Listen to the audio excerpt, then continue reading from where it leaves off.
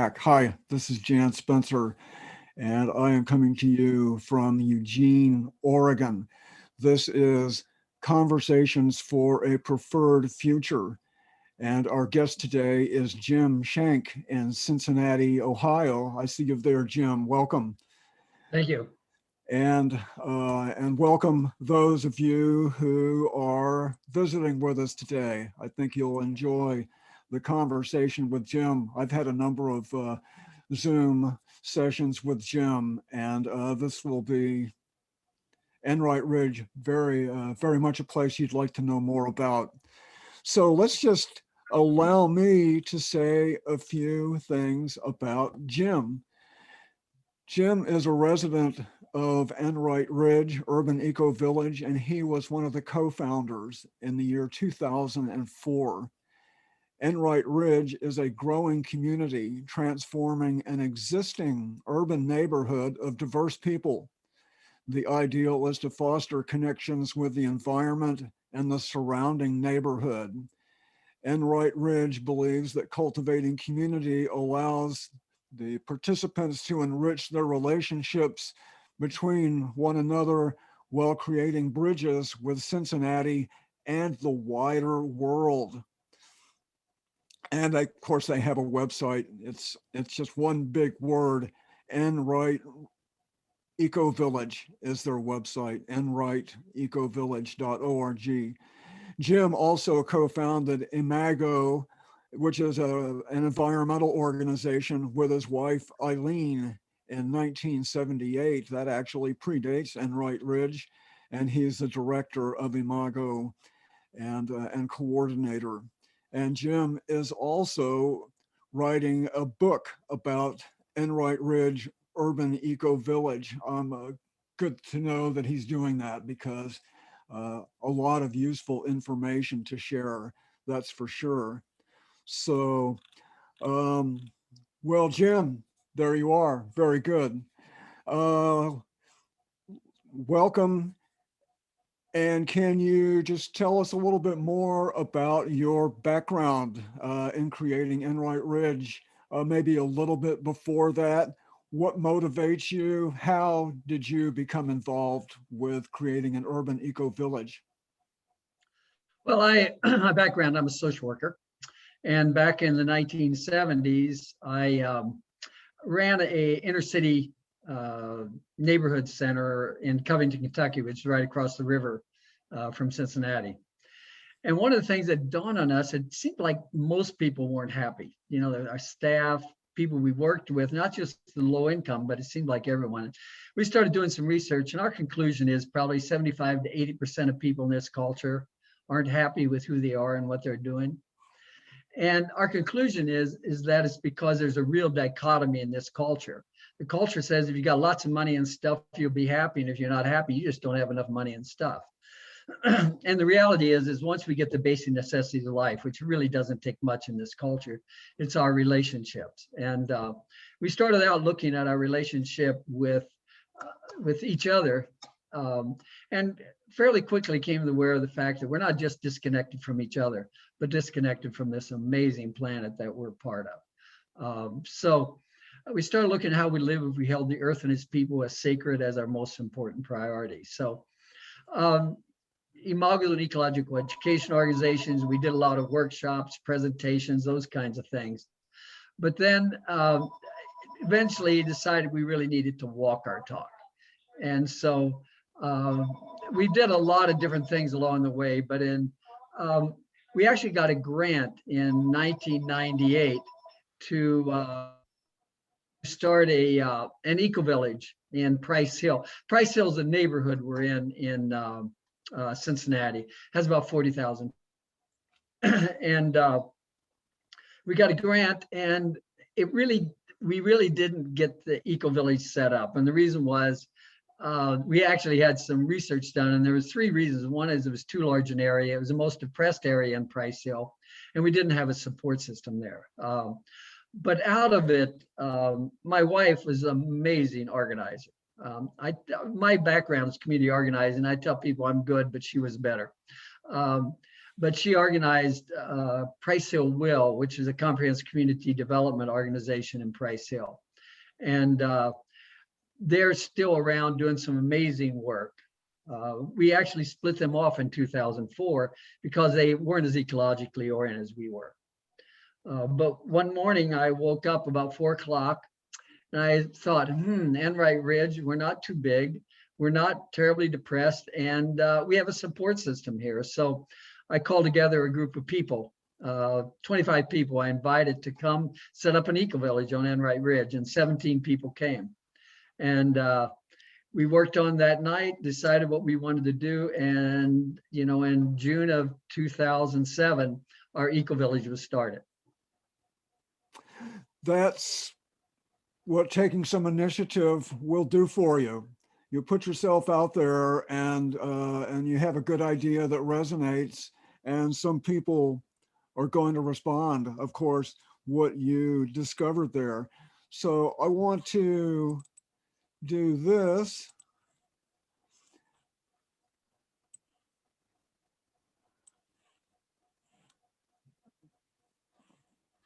Are we seeing this? Yeah, where there's a double. There's the map, and then there's the questions. Yeah, you can see the map. This is the Midwest right here. You see this. Okay, let's go to this right here. It looks like you shared your whole desktop, Jan, instead of just the window you intended. Oh, geez. Okay.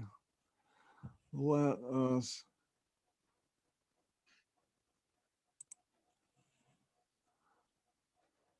All right. Okay. Okay. Here we go. Okay. That's why Josh was here.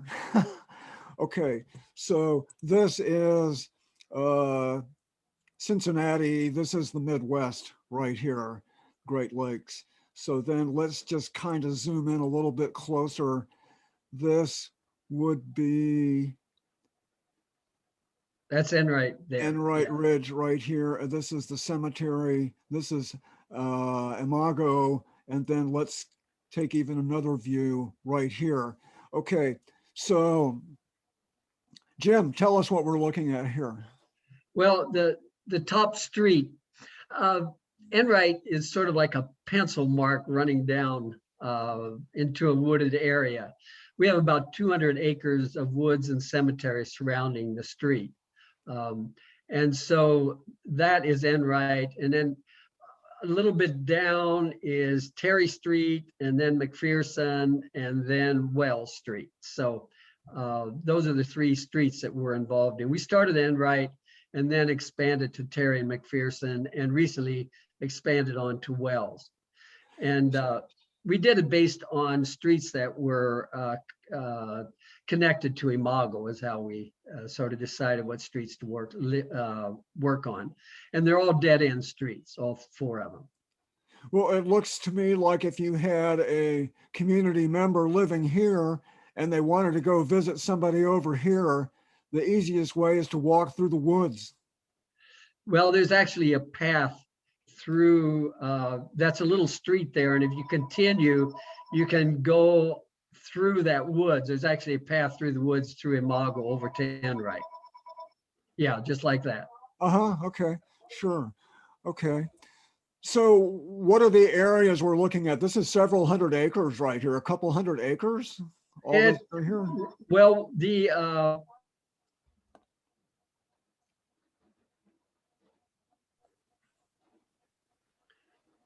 what's in the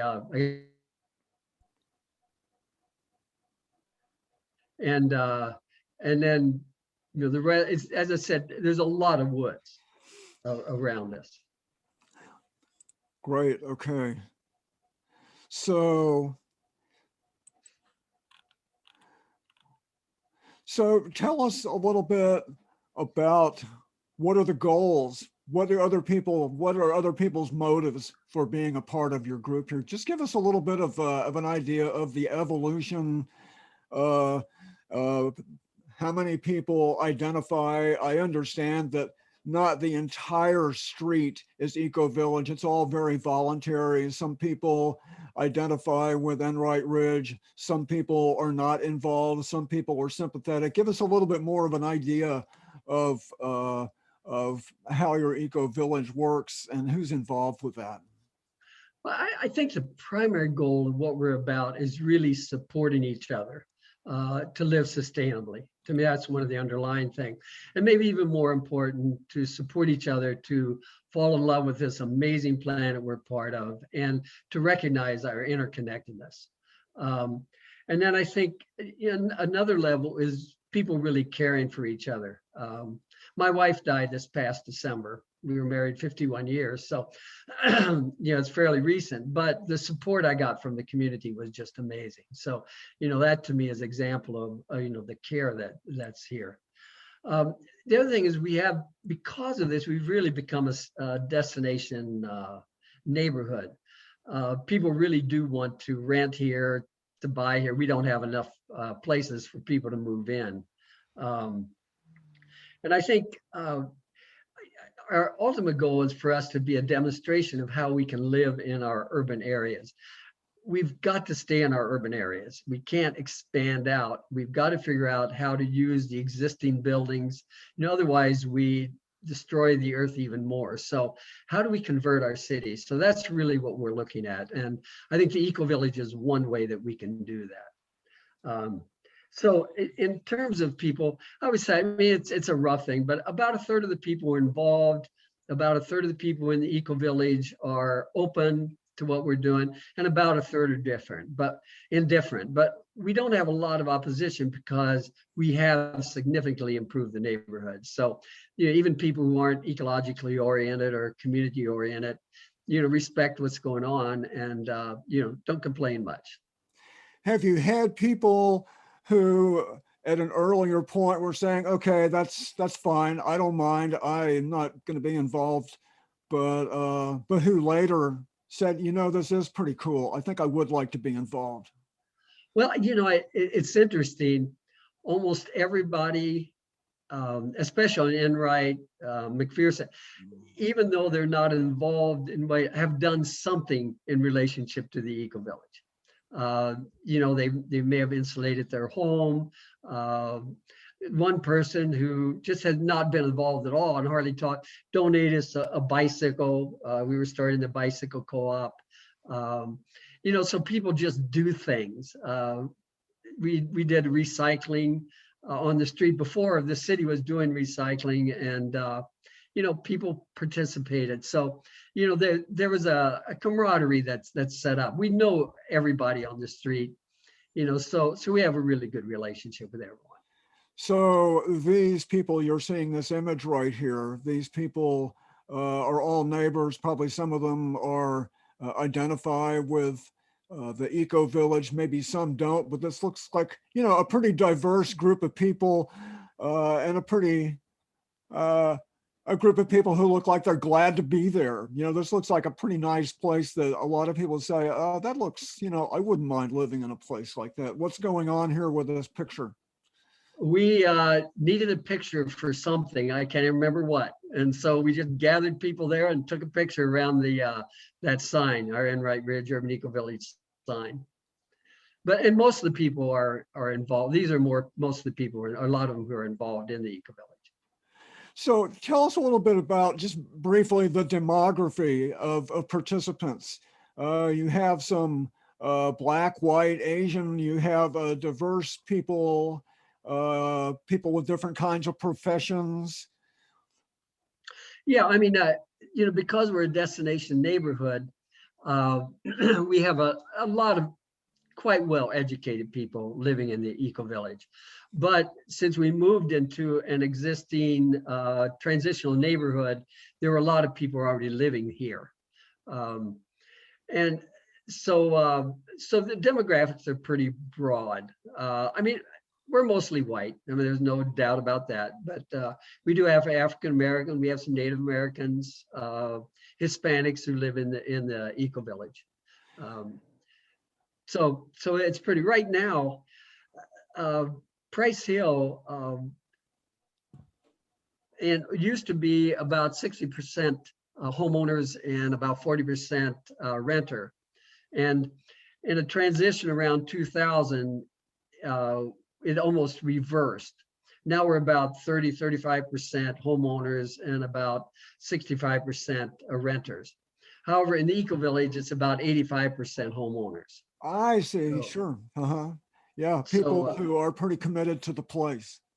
Yeah, and part of the reason is that when it being a transition neighborhood, a lot of houses go into foreclosure, and we've been able to purchase those houses and rehab them. And so we've done about 25 houses. And so, we've purchased them and have sold them to homeowners. And I think that's what has kept the neighborhood together. Right. This is, we were going to get to that, but now that you mention it, Right. yeah, you, on one of our Zoom conversations, you explained, just go ahead and tell us a little bit about how you were able to rehab these houses and how that's been helpful for the neighborhood and for the Eco Village. Go ahead and tell us about. Sure. Sure. Now in Cincinnati, housing prices aren't outrageous. And in transition neighborhoods like this, the prices are pretty low. So this is the house we're rehabbing right now. It'll be completely rehabbed, insulated, totally insulated, made as energy efficient as we can. And it'll sell for about $80,000. That's an $80,000 house. Yeah. So the prices are pretty reasonable. Now, what happened, the first house we renovated, we actually borrowed money from Imago's membership. And we raised about $65,000, which we were able to purchase and rehab a house with. And then we sold it and paid people back. And after that, we ran across a foundation. This guy I thought was really brilliant. I mean, he knew that he had a foundation. He knew he could give his interest away, which wouldn't be a great deal. He could give his interest and principal away, but eventually he would run out of money. And so what he decided to do was to make grants for purchasing rehab houses. But when we sold them, we would pay him back with a little bit of interest. So we did about 24 of the 25 houses we did with his money. And the beauty of it was I would pick up the phone and say, Ed, I need, $10,000, $15,000 to buy this house and $40,000 to rehab it. I'll send you a letter and let you know what it's like. I'd send him a letter and he'd send me a check. So you use a term, called transitional housing. Of course, I am completely sympathetic and love the idea of the Eco Village, but would anybody have any basis to call this a situation where people with more money are moving in, a common term, gentrification? Is that anything that might be going on here? There's some of that going on. There's no doubt about it. And if I had the energy, I would have liked to have set up a land trust, which means that, like this house here, we would retain the property and sell the house. The problem with it is banks don't want to lend money for things. So if you're going to do it, you have to raise the money, and you have to lend it to people, which means raising, like the houses we did, we would have to raise several $1 million to have had a land trust. And we just couldn't do that. So there's some move to, there is some gentrification. There's not any doubt at all about that. But the rest of Priceville is not. So, we're in a neighborhood that, that's a mixed neighborhood, basically. Sure. So there's lots happening in your Eco Village. What are some of the activities? For example, this looks like a social activity. I think this one you mentioned was a treasure hunt. Give us a little bit of an idea of some of the fun, some of the projects that benefit the neighborhood and the wider community. Tell us a little bit more about Enright Ridge on the street and also within the larger community. Yeah, The picture earlier showed Imago as sort of the centerpiece. So we use Imago a lot. We've had meetings there, like we had a workshop around coyotes. Coyotes are fairly new in Cincinnati, and people were really afraid of them. So we had someone come in and talk about coyotes. We've had safety meetings that draw people. So we've done those kind of things. We had game nights, potlucks, those kinds of things. So we do a lot of interconnections. We have committees that involve people, so that brings people together. And the picture up on upper left, there was a woman in the street who was very involved politically. And once a year, she would have this party that you invite people from the eco village, and then a slew of politicians. So it was and she had a local band playing. So it was a fun evening, and a possible to talk to politicians and try to convince them to do things that they may not necessarily want to do. So those are some of the things that we're about. And what are we doing here? Well, when we started the Eco Village, we started it on January of 2004. One of the realities is 17 of us got together, but we're on a street which there's, a lot of people. And so one of the things we didn't want to do is make people feel like we were trying to pull the wool over their eyes. So from the beginning, we started doing a newsletter, and we put out a newsletter every month. We've been doing that, since 2004. But then another thing we decided to do, someone came up with this idea. It's called a treasure map. And what we did was took 2 pieces of 4x8 plywood, cut them in half. It made this huge box, 4x4. And Enright, as I mentioned, is about 3/4 of a mile long. So it's not the way you'd want to build an eco village, so it's really long. So we divided it up into 8 areas and with about 8 to 10 houses on each area. And we made this box, loaded it on the truck, and took it to these 8 areas.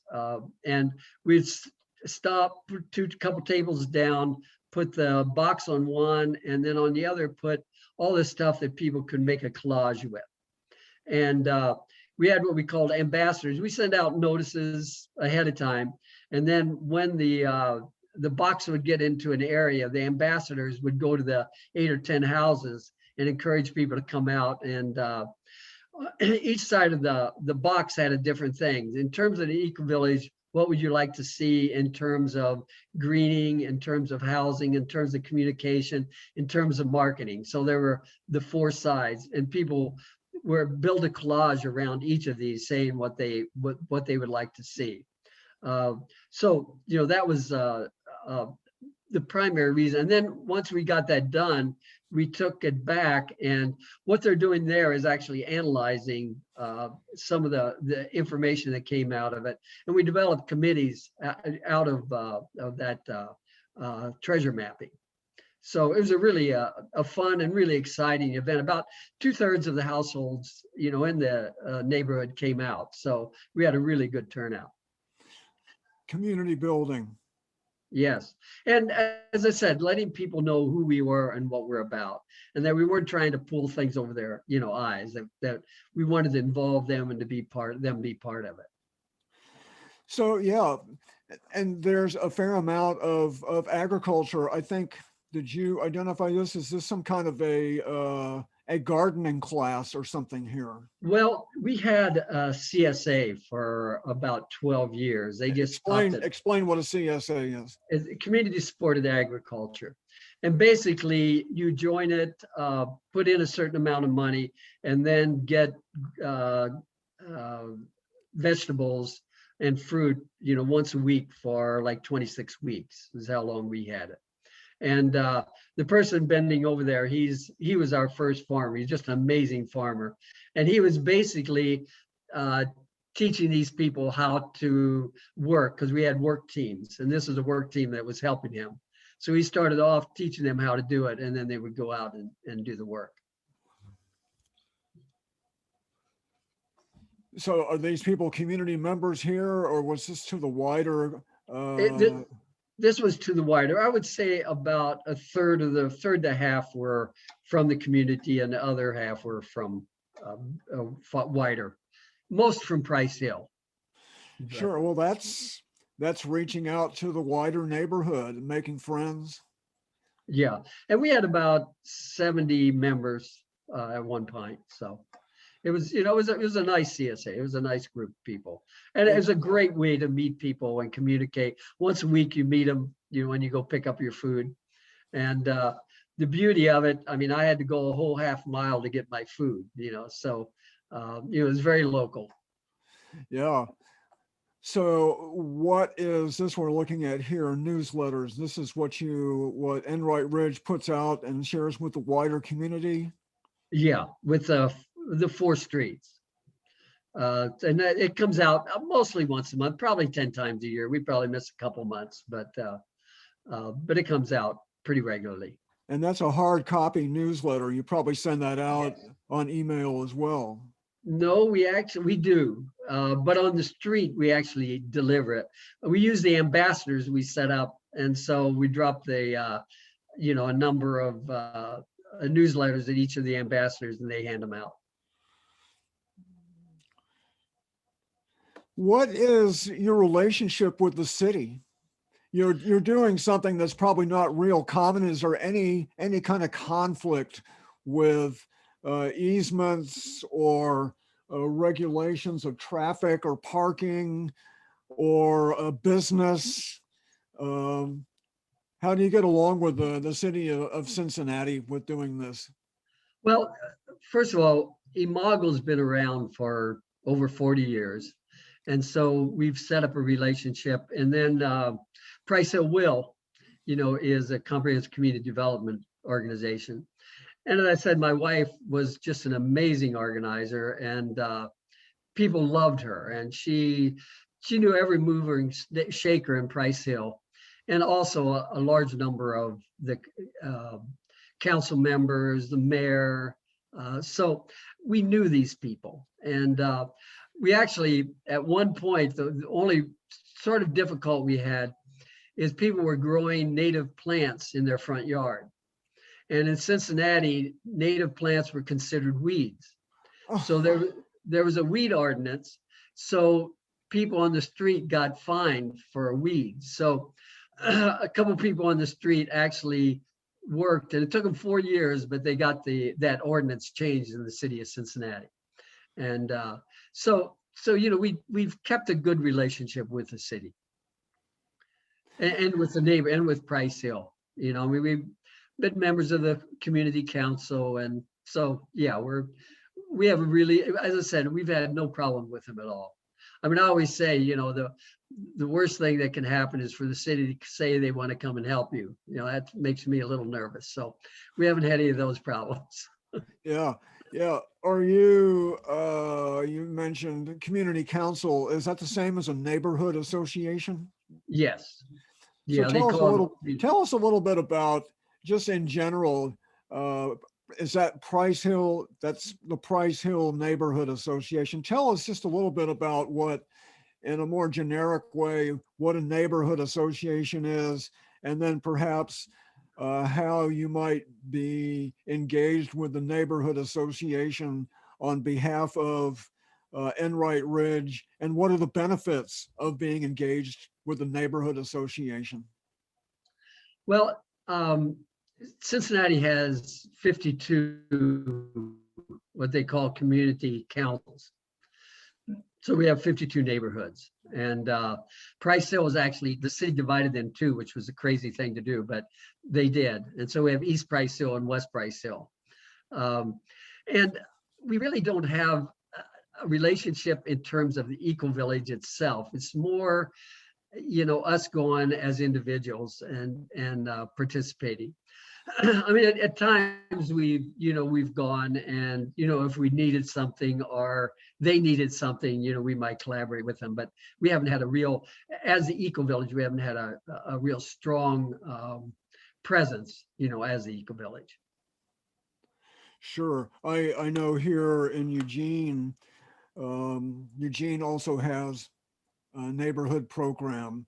And when I moved into my neighborhood here in River Road, I had never even heard of a neighborhood association. And I'm a progressive person. I care about where I live. And when I moved out here, I got drafted onto being on the board of the neighborhood association. And I've been on the board most of the time over the past 20 years. And if people who are watching this, if you live in an urban location, you might think about finding out if you have a neighborhood association, or maybe you already know, or maybe you're already involved. But in terms of a community tool, a community asset for helping to bring about a more ecologically responsible place to live, neighborhood associations just have an enormous role to play. When you're involved, you help set the agenda. So I'm a real fan of neighborhood associations. Yeah. And my wife was on the board for quite a while. Ah, she And was. Okay. Yeah, yeah, see, that's how she knew all those people. yes, yeah. Exactly. You find out you have connections, whether you agree with them or not. You begin to make acquaintance with the power brokers, and if you're tactful, then they can become friends. And most of those people have an interest in the well-being of the community as well. So, And they really do. And it's really exciting meeting with them because they really do care about the neighborhood. yeah, civic culture. That's all about a term I like is civic culture. So you have another program when I saw this, or maybe it was when we were just chatting on Zoom a few days ago.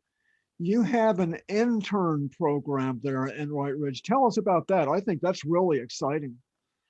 Yeah, we advertise. We get about 3 interns during the spring, summer, and fall. And when we had the CSA, we basically advertised they would spend half time with a homestead, which was our place, working with us, and then the other half time working in the garden with the CSA. And these are the 2 interns from last year. Obviously, they're wearing masks, so even with the virus, we still had interns. We just mask up, and they never went in the house, so we worked outside.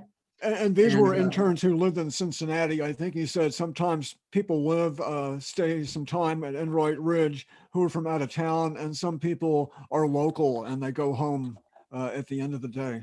yeah, I mean, we have this large house. We have like 9 rooms in our house.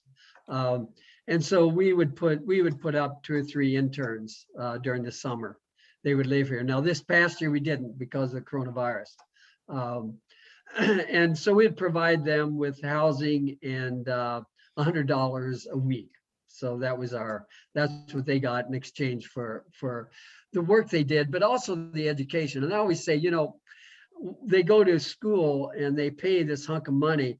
They spend a summer interning. They probably learn more than they do in school, and they actually get paid for it. So it's a good deal for them. And I mean, some of the interesting things, I think we do a lot of things, but when we started the day, we would always start the day. We have a small medicine wheel in the backyard. We'd start there, just getting centered, and then go spend 20 minutes, 25 minutes in the woods around us. And at the end of the season, it was one of the high points of every intern we've had was spending that time in the woods. We're in a culture in which we don't have permission to do that, so, we don't feel like we're allowed to do it. It's a waste of time. And so, this made it official. They were really allowed to do it. So that's been a really good thing with the interns. But I think they've learned a lot. This past year, we made biochar, which is basically charcoal. It's a way of sequester carbon, and you put it in the garden. So we taught them how to do that, and did a lot of gardening. So it was a really good summer. How to compost, and then just normal things like maybe how to paint or how to make a trail in the woods, or so just taught them a lot of different things. Sure. Yeah.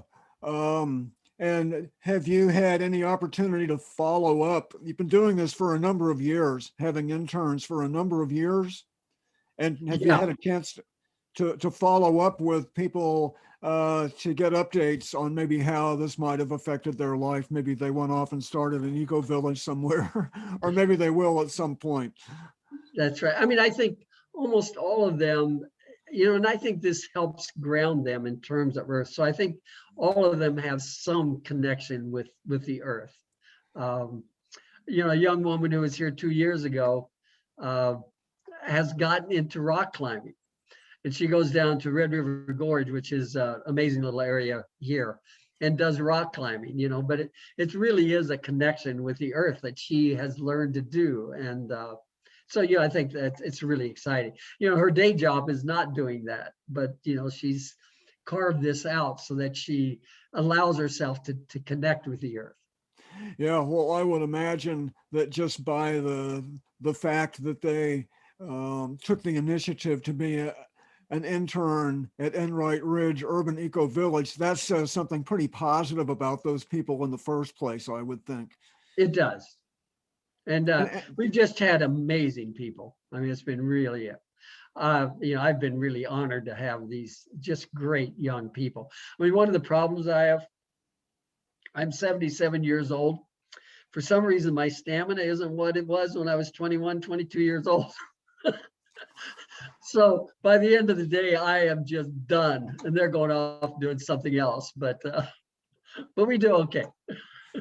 Yeah, that's good. So Enright Ridge has been going for 16, 17 years. I'm sure there have been a few bumps along the way. What have been some of the challenges, whether with neighbors or with the authorities? What have been some of the issues you've had to deal with that you didn't invite, but they just kind of arrived to you that you had to respond to? Well, I think that what some of the challenges we have is that because of the way we're set up, we don't select members. So anybody can move into the eco village. Now, almost everybody who moves here are interested in the eco village, but we can't select who we want and don't want, which other eco villages can do. So that's something of a struggle. Another thing is people's lives. When people move to like a rural eco village, they move there, and so the eco village becomes the center of their life. Here in an urban area, people are still involved generally in a job. They maybe have a church already set up, friends, the whole thing. So the eco village just becomes one of the things that they do. So in some ways we have to compete with that, to get people really involved in the eco village. So that's been a struggle. And then a third thing that has happened is we had a group of people who have basically taken over the nonprofit organization and has changed what we set out to do. So as a way of not conflicting with them, we're probably going to give ourselves a new name over the next month or two. So, we're doing that, but, which was sort of a sad kind of situation, but, we're trying to keep a relationship with the people who are involved with that, but, because we really don't want to be in conflict. But so those are some of the challenges we've had. Sure. Yeah. Then on the other hand, you've certainly had some highlights of, and we've seen probably some of those as well, but what would you describe as some of the great successes or enjoyable experiences that you could sit back at the end of the day and say, wow, this really was a good idea, to be involved with the Enright Ridge Eco Village? Well, as I mentioned before, I think that people caring each other and supporting each other, to me, that is one of the real highlights. It's really, really hard to walk up and down the street because you're going to meet 2 or 3 different people, and it's just hard to get to the end of the street. So I think the relationships, and then the other part, I tell people we have actually thousands of residents in Enright Ridge Urban Eco Village. About 250 of them are human. And I think that connection, that awareness that we are Earth, that we're connected to this place. And I think having the woods around us is just a wonderful, wonderful opportunity, that happened. But then there's a lot of green space in Cincinnati. So, almost anywhere, almost everybody's within a walking distance of a park. So what other types of progressive entities would you find in Cincinnati? Just kind of expanding a little bit. I think Cincinnati has something of a permaculture scene. Can you just give us just a little bit of an overview of other projects, other people, nonprofits, initiatives in Cincinnati that you would consider kindred spirits? Well, number one, the city of Cincinnati itself is considered one of the greenest neighborhoods in the country. We've just done an amazing amount of work. They've set up a green plan for the city that they've had for about 10 years. The person who's head of the environmental group in the city is just dynamite. And they've reduced the amount of energy used in all the city buildings. They're building a huge solar complex out in the country that will electrify a large number of city buildings. So we've our schools. We have a number of schools that have been built off the grid to some degree. So some really exciting things in the city itself. But then we also have a good number. Now, I remember when my daughter, who's about 50 now, when she was like 10 years old, she says, everywhere we go, we meet, there's 12 liberals in Cincinnati, and everywhere we go, we meet them. Now, that's changed. Now that's changed. It really is quite a liberal town at this point. And so we have a permaculture association. We actually have a permaculture teacher who lives on the street here. And then the Permaculture Association here has a landscape business with trees and plants, and they're actually doing it in the eco village. So there's just a lot of different things going on. And there's a house called the McGregor House. It has like 10 rooms. People live there. It's very ecologically oriented, the social justice oriented. So it's a good city to live in. Is that location you just mentioned, the Ecological Justice House, is that elsewhere in Cincinnati, or is that at Enright Ridge? No, it's in a different part of Cincinnati. Sure. Yeah.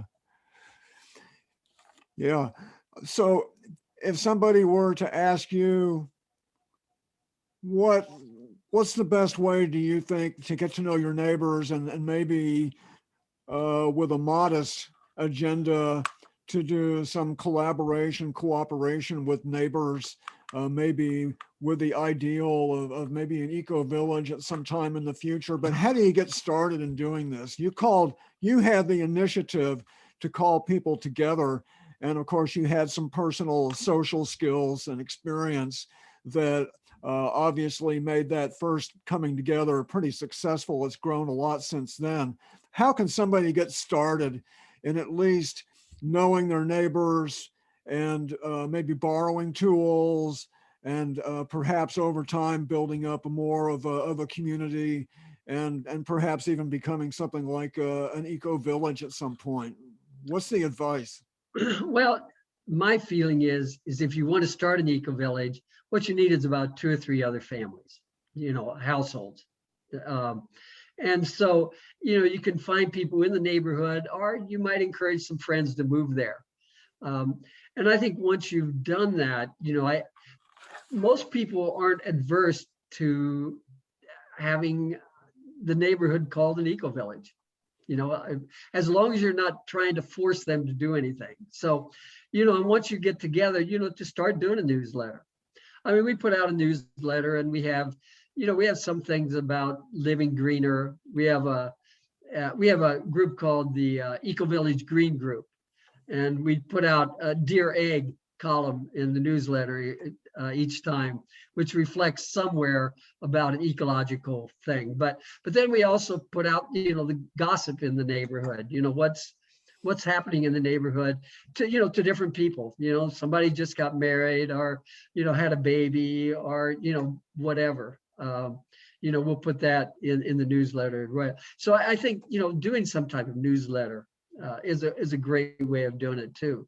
But then going out and just walking or sitting on your front porch, and if you're walking, you're going to meet people. If you're sitting on your front porch, people are going to come down the street. Just say hi to them, and I think it begins those kinds of relationships. And another part is, especially children and dogs are a great way to meet people, and to set up relationships. People will stop and talk to you about their kids, and they'll stop and talk to you about their dogs. So, in fact, we had in the newsletter, we had a column called Dogs in the Hood. And this person would write about a different dog in the neighborhood, each issue. So, those kinds of things, I think, just paying attention to what's going on, and listening, I think is the big thing. And hopefully just enjoying people. It's probably the thing that Eileen taught me more than anything else. People really like to tell stories, and to spend time listening to people's stories, and to ask them about themselves. And, to me, that is the way to really get to know people, and sometimes people even ask you for your story, and, and you can, share what you're about. And so, to me, stories, I think, are just really, really important. And so, yeah, one of my favorite, if somebody were to ask me that question, of course, I would say yes to everything you mentioned. Another item, which I'm sure that you can relate to as well, in terms of meeting people. My street, a lot of people walk on my street. A lot of people walk around with their dogs, with their kids, on bikes. There's a little park down the street. But one of the actions that, in presentations that I make, are suggesting the benefits of a front yard garden, when turning a front yard into a place where you spend a lot of time, because a garden takes some time.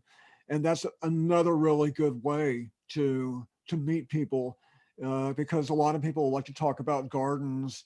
yeah. And if you're out there for hours and hours, you're going to see a lot of people walking by, and a lot of people stop. And another item that could be a real icebreaker, a real tool, not every city has this, but in Eugene and a lot of other cities, there's a program called Mapping Your Neighborhood. And Mapping Your Neighborhood comes out of Seattle. I think they're the first city that really kind of popularized this. The whole idea is about preparedness, if there's a disruption to life as we know it. Mm-hmm. And this the program comes with literature and some educational aids. It gives people an excuse to go to the people who live in their micro neighborhood, the surrounding 10 or 12 properties, to knock on the door and say, I'm doing this with the city of Eugene, or whatever the city is. It kind of gives you a little bit of a platform, a little bit of legitimacy, because you have some nice graphics, you have some nice pamphlets. Obviously, there's a little bit of money and a little bit of thought going into this.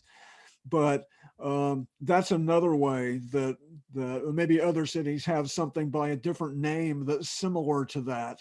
But there's lots of tools, and just having a front porch, or walking up and down the street, as you mentioned. But I think most people are very interested and open to making friends, and you never know where a conversation is going to lead to. So, yeah, the more neighborly and thoughtful and supportive, helpful we can be, the better off we are. So, Jim, we've been talking for the better part of an hour. Is there anything else that you would like to add to our conversation? Well, one thing is actually there's someone from the Eco Village on. I'm not sure if it's Julia or Logan. And I would love for them to give you a little bit about what they think about the Eco Village. Or it's under Logan. I don't know if you have to knock them off or they can do it. You know, let's open this up for everybody shortly. Okay. Let's finish our particular little interaction with you, and Okay. and then we will open this up. I see Lois Arkin is here. Welcome, Lois. Lois is one of the principals of Los Angeles Eco Village in Los Angeles, and she has decades of experience with this. So let's just kind of finish that thought. Sure. And then we're going to open this up, and everybody can have a chance to say something and ask questions, and we can interact that way. Sure. I mean, in conclusion, I would say that don't be afraid to involve people and get involved with people, listen to people, and start it. You know, I mean, I really do think the whole urban eco village is just a great way to go. It was a great way to think about our neighborhoods. And as I said, we have really become a destination neighborhood. And I think, you know, if people set up an eco village, you know, people will gravitate there. So, you know, I really encourage people to start. And if anybody wants to do it and would like some input, I'm more than willing to consult with them because I think it's just a great thing to do. Sure, it's a real inspiration, and there's just so many benefits to sharing lives and sharing resources and being good neighbors. I mean, what's better than that? And we have to learn to live sustainably, you know, in our cities, and this is just one way to do it, and Yeah. to fall in love with this amazing planet. So Kind of repurposing a little bit of our time and effort in that direction. That's certainly a fundamental theme of this series of conversations is reducing ecological footprints and living within the boundaries of the natural world, which would be a different experience for most of us, I think. So that's great. Jim, I appreciate your being a guest. You've had a lot of wonderful stories and content to share.